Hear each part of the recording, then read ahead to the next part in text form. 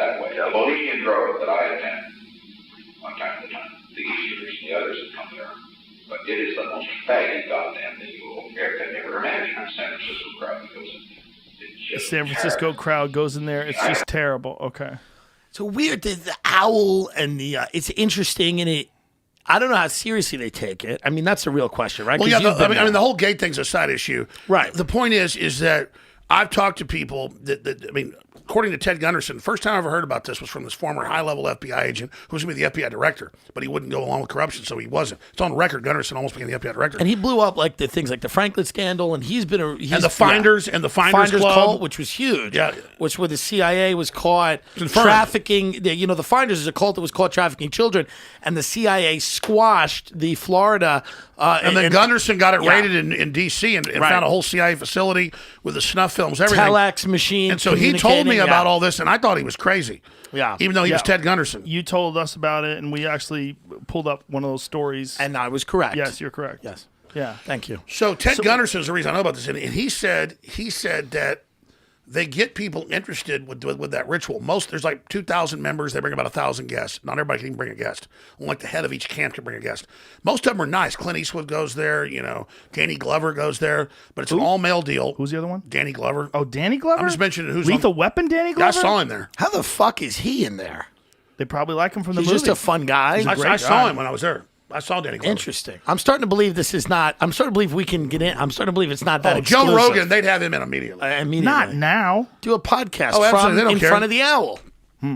But I just want to say that overall, it started out as a truly artsy liberal thing that I think is good. I think guys deserve to go off the woods like we've done since humans were humans and party and do whatever. Right. And so it's but. The thing is, then the weird skull. Here's what happened: about 1900, Skull and Bones, that was at Yale in New Haven, Connecticut. That was a German death cult. It took over Bohemian Grove, and that's when they set up that as the central deal. So it's this big, inviting, fun party. What happens at Skull and Bones? Because that's one of the other rumors about Skull and Bones. They compromise you. I know. They compromise you so that you're always a part of this organization. Well, before he died, I did multiple interviews with Anthony Sutton, the top congressional advisor to Senator Frank Church. And we only know about Sutton because Charlotte Iserby, whose father was high-level Skull and Bones, gave him all of their internal manuals. And she's been a frequent guest. She's retired now. America's Secret Establishment, an introduction to the Order of Skull and Bones. Yes. Okay. And so this is a Russell Trust, true Illuminati. Illuminati set up 1776 to counter our revolution by Adam Weishaupt. It funds the Jacobins. It funds the French Revolution. It's the opposite of a true egalitarian, open liberal revolution. It's the leftist. Always say they're the liberal. Liberal and leftist are two different deals. Leftist is left-hand path Satanism. Liberalism is egalitarian, open society, true liberalism. And so the left-hand path set this up. And then they sent all this opium money they had over in 1831 to Yale to set up a German secret society of the Illuminati, which then has become one of the dominant secret societies. And in there, they do actual satanic rituals. They get in coffins. They do simulated human sacrifices. They have gay sex as part of the ritual. They bathe in huge facilities of feces. This was made by Robert De Niro. Made a movie. Skull and Bones they're doing that stuff now. Absolutely, I know somebody broke into it, but wow. Who's the? How can this be proven? Well, Matt Damon made a movie called The Good Shepherd, I think. Yes, and in that it's Robert De Niro directed it.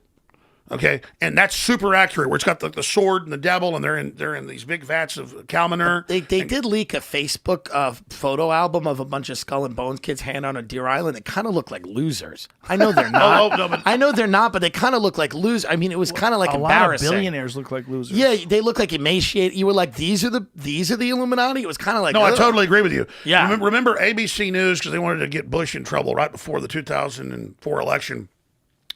Another frat was able to, because they're all doing this crap, shoot video down into it where they're going, devil equals death, Satan. And they had girls they finally brought into the membership. It was all boys before. Yeah. Sacrificing. So, of course, it's idiotic. It's training wheels for what they do.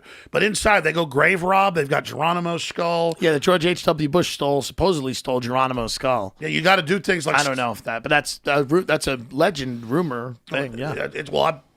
Probably It's true. been broken into. Yeah. One time the police went in there, but the point is that Skull and Bones Order 322 is the Illuminati Germanic death cult that now set up chapters all over the U.S., and it took over Bohemian Grove around 1900.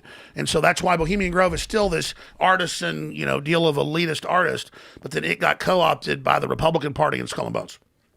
And Helmut Schmidt, German chancellor, wrote Men in Power as a political retrospective when he retired in the late 80s, saying, I love our Illuminati rituals that we have in Germany in our own sacred groves. But I think they've taken it to a new level with Skull and Bones at Bohemian Grove, and I really enjoy the time we have there.